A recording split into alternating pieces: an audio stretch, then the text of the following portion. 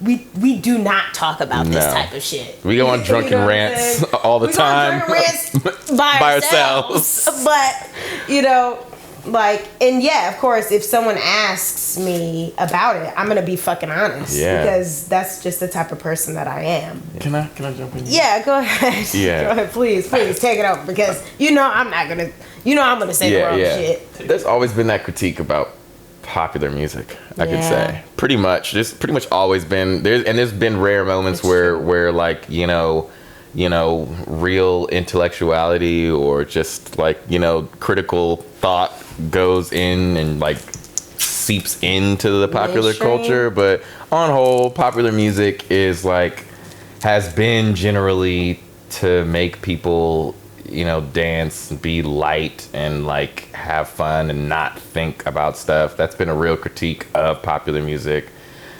since even before pop was a genre, to entertain and to not teach. I would say that's like, there's nothing wrong specifically with, apolitical, like vapid music. Not at all. But I would heavily critique artists whose entire discography reflect that same apolitical how are you truly an artist and you can create lengthy bodies of work without ever expressing a true real opinion on the world and environment that you live in. For example, 21 Savage.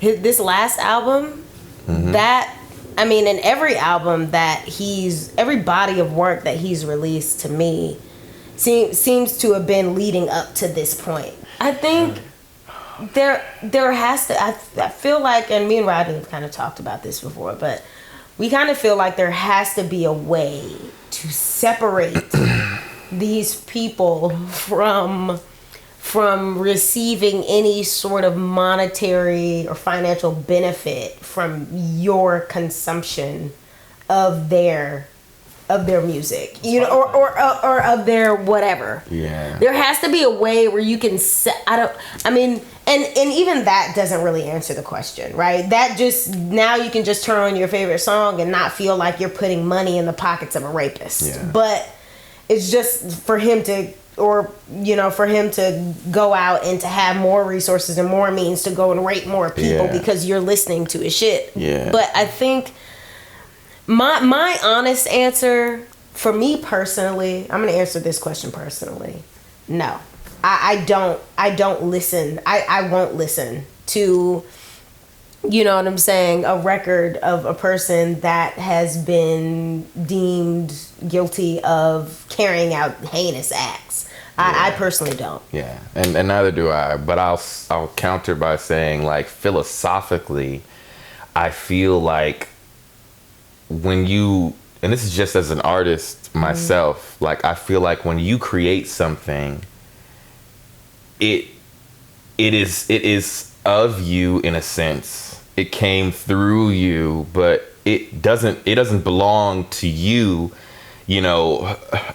outside of legality and like copyright and patenting law and shit. Like when you create something, it belongs to the world. It's not yours any more than it can be anyone else's. We're trying to build a team and do whatever works and move forward with doing whatever works. I mean, there are a lot of gray areas in all of that business aspect of music and how you put yourself out there, whether it's distribution or signing or whatever. A lot of ways to get there, but we're just trying to do whatever's going to work best for us. Trying to work with passionate people. Build a team. So, and competent people. If you would like to be one of our team members in any way, shape, or form, dial the number on the bottom of the screen. The flashing number on the bottom of the screen will direct you. We met because I was a solo artist and so was Rodney. Yeah. And like I needed a guitarist for a show that I was doing. And I did not play shows for other people. But a mutual friend reached out us. And we just had a preliminary like linking up and just vibe session. And it lasted for hours. And we just ended up pretty much listening to the music that he was going to be learning to play for like maybe like 10 minutes. And then for the next 6 or 7 hours. Just spent the rest of the time talking about economics, politics, and the cosmos. The show too. Yeah. and just a whole bunch of other shit. So and, pretty much that's how it's been every day since. Yeah. Yeah. I came up with it, but we were just brainstorming. we were at the point where it's like, all right, we're a duo. Like, we need a fucking name for this shit, man. We were sitting in a hot ass fucking car. I forgot what we were waiting on. We were waiting. We were like on set for something. For some, and we were waiting for like hours, and we were just like, all right. Now we had made the decision to become a duo. Like the week before that. So we're like, oh shit, right.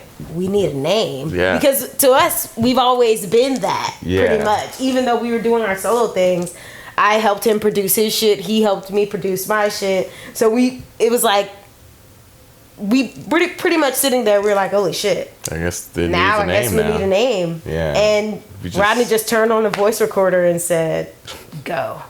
We just sat there for like 2 hours saying random names. It was like the weirdest marketing brainstorm session ever. Kathmandu. Captain America. Yeah, like type 2. We just got drunk off of beer and and we were sitting in a hot ass Jeep that had no air conditioning. Yeah, we had some really cool names too that we might have to like turn into albums or something like that. Yeah, but we were just like dead, and then it was like, I think there was one other word Chasm. that we tried to dead. It was like there was like. This doesn't go in there, but when it comes out, you'll know. You'll be like, holy shit. And then just dead cassettes. That's a good one. Yeah. Dead cassettes happen. Yeah. So it all depends. Sometimes Rodney will like just play a riff or play a melody on the keys, and then I'll like think of the rhythmic aspect. Or sometimes like I'll start a groove, like a rhythm, and then he'll come in with a melody, or I'll then play a melody and he'll come in with the master riffs. It's really honestly really organic. Yeah, really, really organic. Like we have our strengths. Like Brad's definitely better at keys, and like she comes from like a percussion background, so she's like super badass on the fly, like, whipping up like rhythms and stuff like that. And of course I play guitar, so like guitar and bass and like melodic type of things, and like like technical tweaking of sounds and sound design, but we all like, we trade hats. Together. We trade hats all the time. It's like, just really whoever gets the itch first. Yeah. And it's cool because we never feel like we're stepping on each other's toes, because it's even though we come from like two different influences in music, we share the same interests in music now. So it's like anything that we're doing, I don't know, it just all flows very organically, and and the ego kind of gets removed from making the music, at least like between us. Yeah, and it's super rare, because I haven't had a lot of creative relationships that are like that. Or as easy to maintain. Yeah. They're rather nostalgic. We're so nostalgic. There are a few like, new artists like on our scene or otherwise that, we have a lot of respect for. I'm throwing out like Tierra Whack. Oh yeah. Oh yeah. I love Tierra. Love what she's doing. Tierra in her lane. Actually, too, a locally in Atlanta, Baby Rose. Yes, Baby Rose. Love what she's doing. Mm-hmm. Young Baby Tate too. Oh yeah, Young Baby Tate. It's a whole wave of like super talented young women that are out here now. A bombshell of talent. Yeah. Yeah. She produces her own shit too. She does. Yeah. Yeah. It's a triple threat. Honestly, when we are didactic listeners. So when we listen to music, we want it to be an experience, and we also want to be able to study it.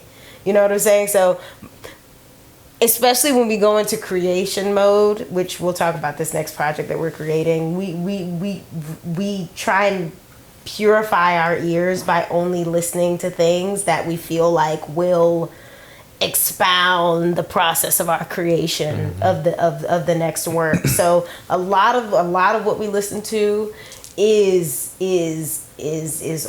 older music, is very nostalgic.